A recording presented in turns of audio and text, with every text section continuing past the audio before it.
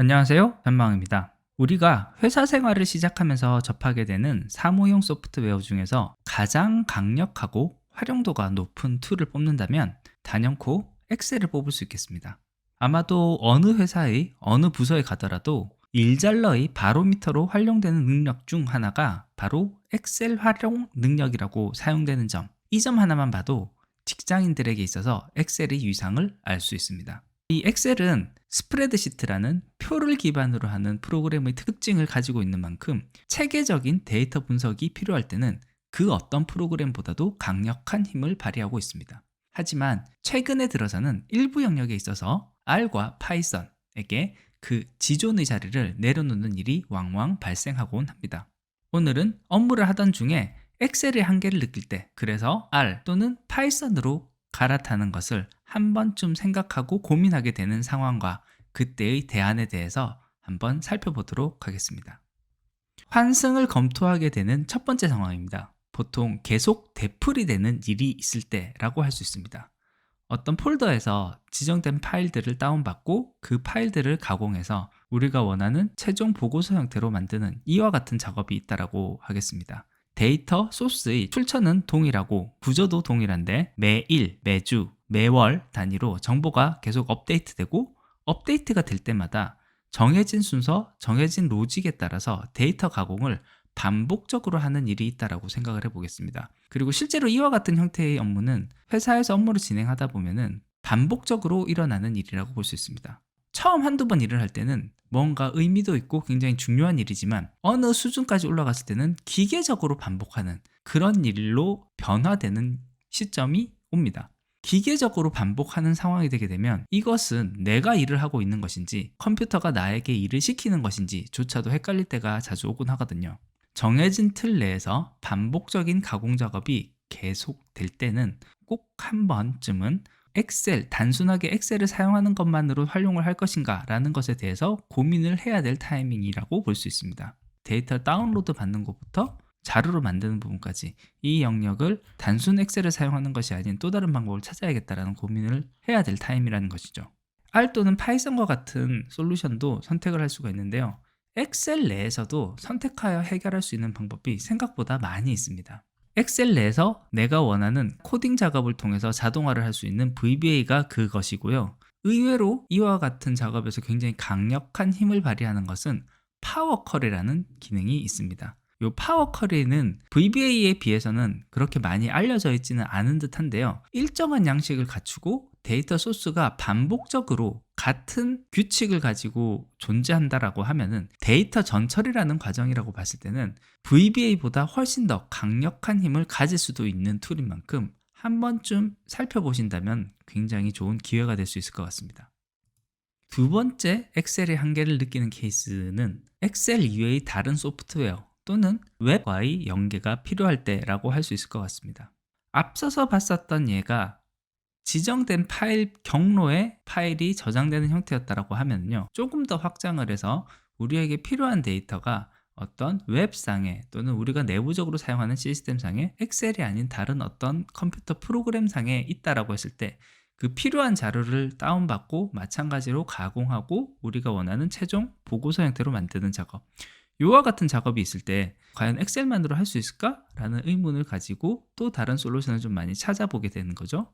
그 과정에서도 역시 R 또는 파이썬으로의 환승을 고려하는 것이 당연한 수순이라고도 할 수 있을 것 같습니다. 물론 이쪽 영역에서 R이나 파이썬을 선택해서 활용을 하게 되면 훨씬 더 많이 확장된 영역으로 활용이 가능하지만요, 생각보다 많은 부분은 엑셀 내에서 제공하는 VBA와 파워 쿼리로도 커버가 가능하다는 점, 이 점은 좀 알아주면 좋을 것 같습니다. VBA를 활용을 할 때 엑셀 VBA 자체적으로 제공하는 기능까지만 사용을 하는 것도 있지만요, 외부의 다른 라이브러리를 끌어와서 활용을 하면은 그 활용 범위가 조금 더 넓어지기 때문에 고려할 수 있는 부분이다 라고 살펴보면 좋을 것 같습니다. 그리고 파워 쿼리에서도 생각보다 많은 데이터 인터페이스 기능들이 있습니다. 특히 웹에서 가지고 오는 데이터의 경우에는요, 잘 정리되어 있는 정형화된 표의 형태로 만들어져 있는 사이트가 있다라고 하면은요, 파워 쿼리에서 자동으로 끌고 오게 하는 것도 생각보다 좋은 방법이 될 수 있다는 점, 요거는 한번 알아두고 앞으로의 내 업무에 적용을 검토해 보는 것도 꽤 좋은 방법이 될 것 같습니다. 세 번째는 다양한 시각화 표현이 필요할 때 또 한번 엑셀의 한계를 느낄 때가 있습니다. 어떤 표로 되어 있는 데이터를 한눈에 잘 보이게끔 그래프를 그리거나 시각화를 하거나 그와 같은 방법들을 많이 고려하게 되는데요. 물론 엑셀에서 기본적으로 제공하는 데이터 시각화 기법들, 그러니까 차트에 있는 내용을 잘만 활용을 한다라고 하면 기본적인 분석과 활용은 분명 충분히 가능합니다. 하지만 가끔 특수하게 활용이 필요한 시각화 기법들이 있을 때는 엑셀만으로는 표현의 한계가 느껴질 때가 많이 있습니다. 그리고 이와 같은 상황에서 시각화에 대한 니즈가 있을 때 또 다른 솔루션을 찾아보면 R, 파이썬 뿐만 아니라 데이터 시각화에 초점을 맞춘 다양한 툴들이 있습니다. 최근에 제가 다루기 시작했었던 파워 BI도 그중 하나고요. 타블로, 스팟파이어, 스플렁크, 사스 등 굉장히 여러 종류의 다양한 툴들이 있고 그 툴들이 서로의 경쟁을 이어가고 있습니다.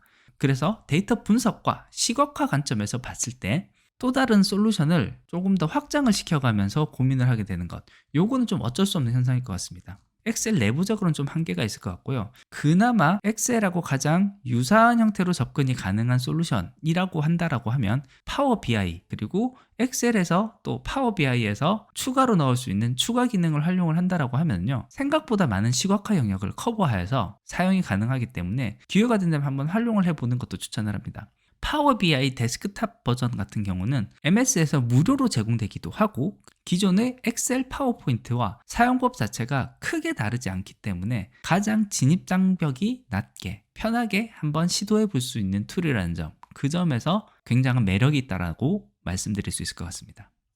네 번째 경우는요, 다뤄야 하는 데이터의 용량이 너무 많이 커졌을 때입니다. 사실 인간이 다루기엔 너무나 큰 용량의 데이터도 무리 없이 처리해내는 것이 엑셀이긴 하지만요, 엑셀에게도 한계는 있습니다. 원래 하나의 시트에서 다룰 수 있는 열의 숫자와 행의 숫자가 정해져 있고, 행의 숫자 같은 경우는 104만 줄이 넘어가는 대용량의 줄을 처리해낼 수는 있습니다.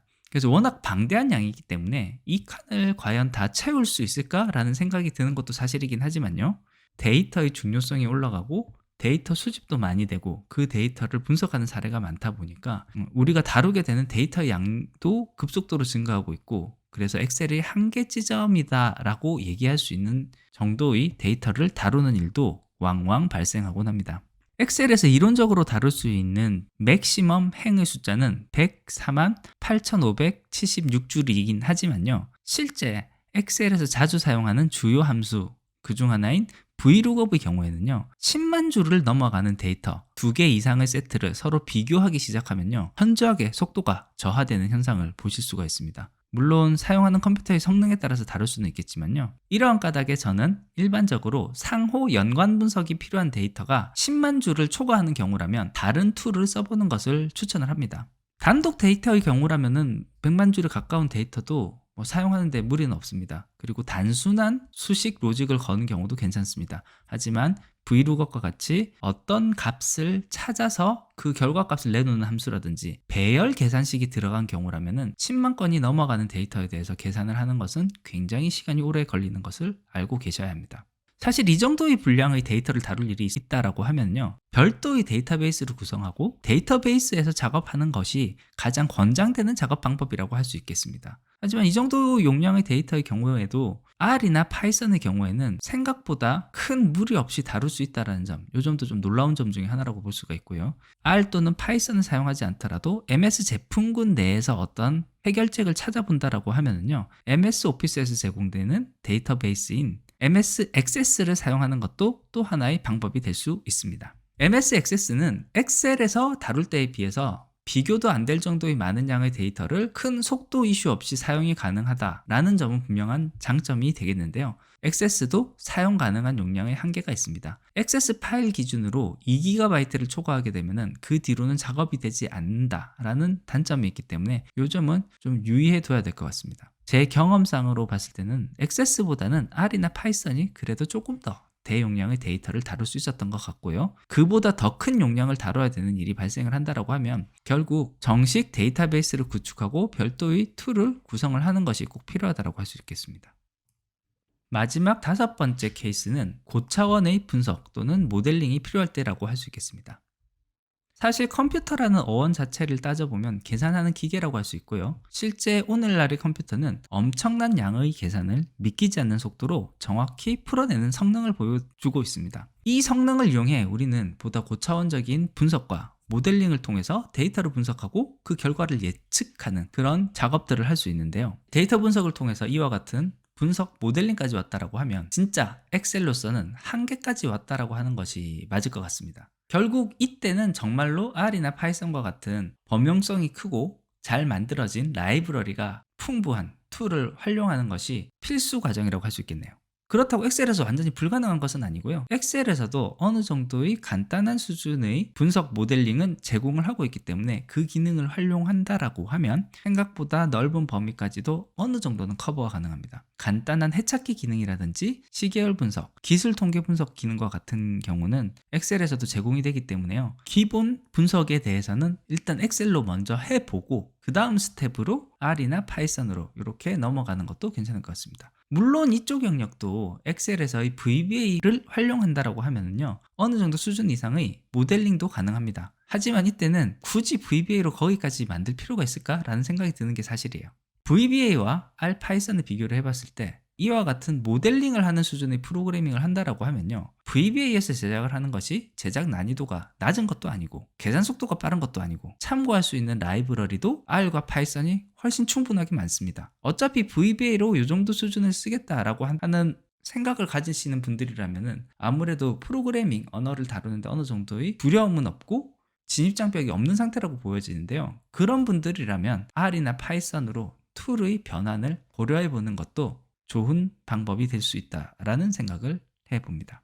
예, 오늘은 이렇게 데이터 분석 관련 업무를 하면서 엑셀의 한계를 느끼고 R 또는 파이썬으로 환승을 고민하게 되는 이유 베스트 5에 대해 알아봤습니다. 데이터를 다룰 때 엑셀이 다른 툴들에 비해 가장 강력한 점은 다음의 두 가지라고 할 수 있어요. 데이터 내부에 있는 데이터를 하나하나 내가 쉽게 바꿀 수 있다. 다른 툴들은 이에 비해서 하나하나를 쉽게 바꿀 수는 없습니다. 전체 값을 바꾸는 방식을 선호하지 값을 하나하나 바꾸는 것은 그렇게 선호되는 방식이 아닙니다. 그리고 엑셀의 두 번째 장점은 내가 바꾸고 가공한 그 결과값을 바로바로 눈으로 확인할 수 있다는 점. 이 두 가지 장점 때문에 엑셀은 데이터 관리 툴에서 가장 강력한 기능을 가지고 있었다라고 볼 수 있습니다. 하지만 이 두 가지 장점 때문에 엑셀의 한계를 느끼는 약점으로 작용되기도 하는데요. 데이터를 하나하나 쉽게 바꿀 수 있고 그 값에 대한 결과를 바로바로 확인할 수 있다는 것은 표에 있는 데이터를 한 칸 한 칸 뜯어서 별개의 데이터로 관리하는, 컴퓨터에서 계산하는 입장에서 봤을 때는 약간 비효율적인 방식으로 데이터를 관리를 하는 것이고, 바뀐 값이 발생할 때마다 그 파일 전체에 있는 값들을 계속 계산을 하고 다시 결과를 보여주는 노가다 작업을 하고 있다는 것이 바로 이 엑셀의 특징이기 때문에 어떻게 보면 엑셀이 한계를 가지고 온 점이라고 볼 수도 있습니다. 오늘날 우리의 컴퓨터 파워가 워낙 강해졌기 때문에 어지간한 규모의 데이터는 엑셀만 사용을 해도 충분한 것은 사실이고요. 다만 오늘 말씀드린 것처럼 조금 극단적인 상황으로까지 간 5가지 케이스가 발생을 했다라고 하면 R 또는 파이썬으로의 환승을 한 번쯤 고민해 보시길 강력히 추천합니다.